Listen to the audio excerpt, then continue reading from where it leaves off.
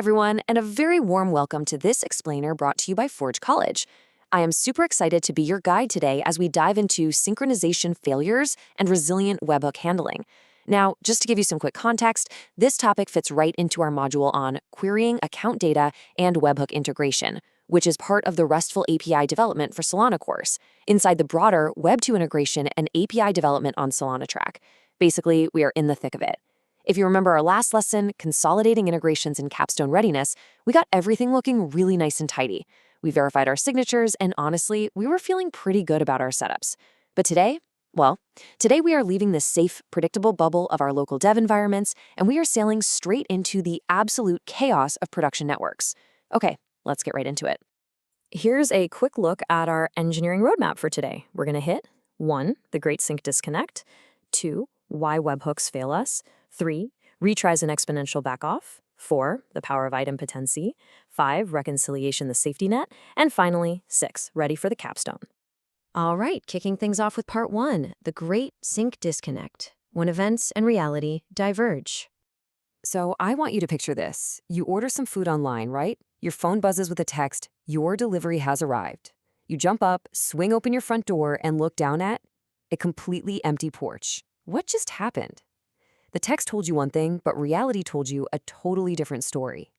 This kind of tragedy, and it is a tragedy when you're hungry, is exactly what happens inside our systems when event and reality get disconnected. In technical terms, this leads us to an absolute golden rule for your architecture. Webhooks are exactly like that text message. They are just events. They're merely hints that tell your API something changed.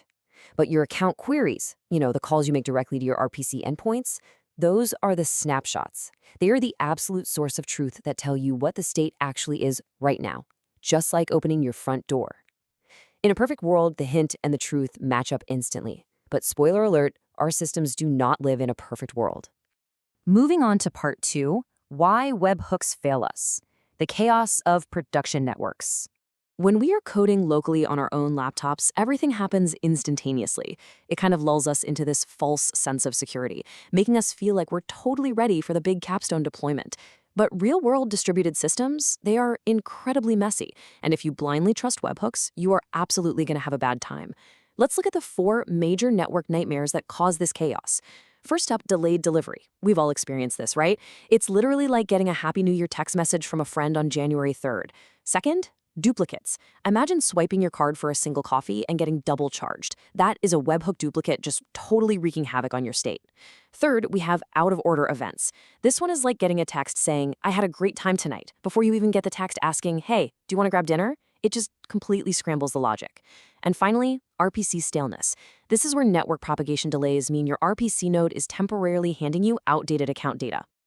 Now, you might be sitting there thinking, wait a second, didn't we literally just write code to verify webhook signatures and check basic idempotency keys?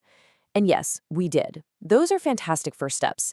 Verifying a signature makes sure the event isn't spoofed, but here's the harsh reality. They are necessary, but they're absolutely not sufficient. Checking a signature isn't going to save you if your database randomly drops a connection halfway through processing, or if massive RPC sync issues cause your account snapshots to drift completely away from your event stream. We need heavier artillery. Which brings us to part 3, retries and exponential backoff, handling transient failures. So we need a major weapon in our resilience arsenal for dealing with what we call transient failures. Those are the temporary little hiccups where the database blinks or the network drops for a microsecond. We obviously don't want to fail permanently over a tiny glitch. We need a smart way to try again. Enter exponential backoff. This is a strategy where we space out our retry attempts increasingly further apart. So we try, wait 100 milliseconds. Try again, wait 200, then 400. You get the idea.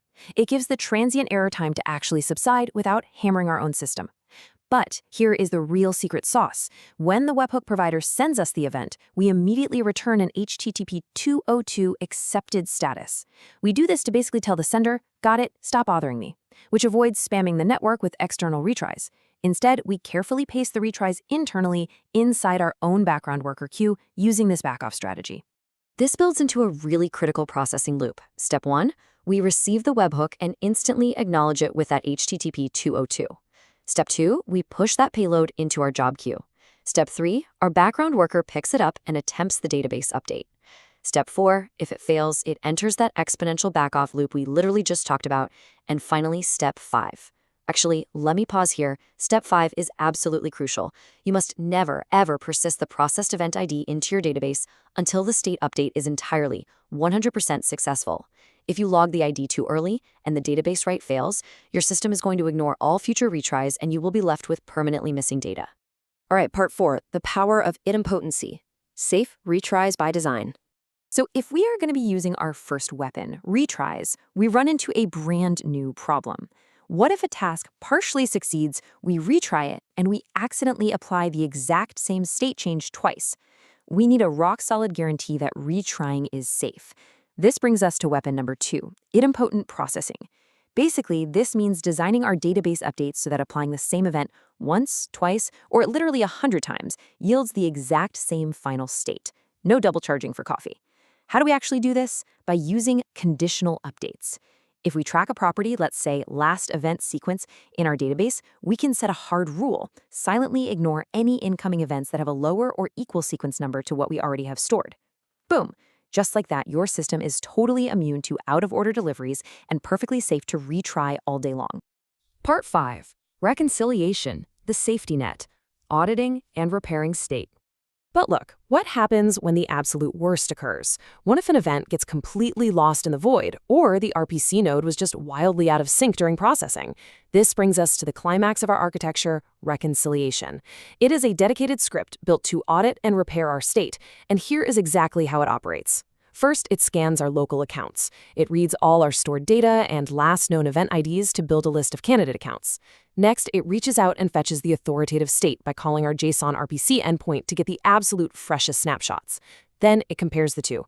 It looks for mismatched fields or stale sequence numbers, which generates these discrepancy records. Finally, the repair step.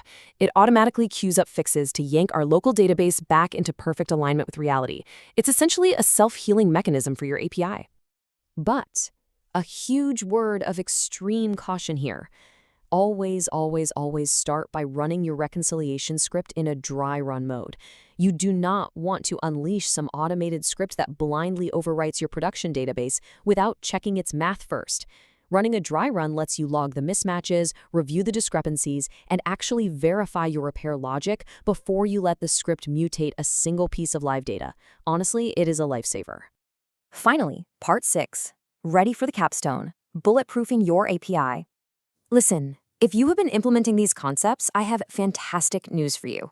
By combining exponential backoff, idempotent processing, and reconciliation, your system is hardened, it's bulletproofed, and it is totally ready for your capstone deployment.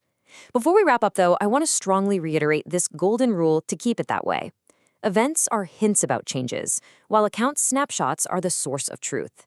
If you only take one mental model forward into your Web3 development career from this explainer, please let it be this.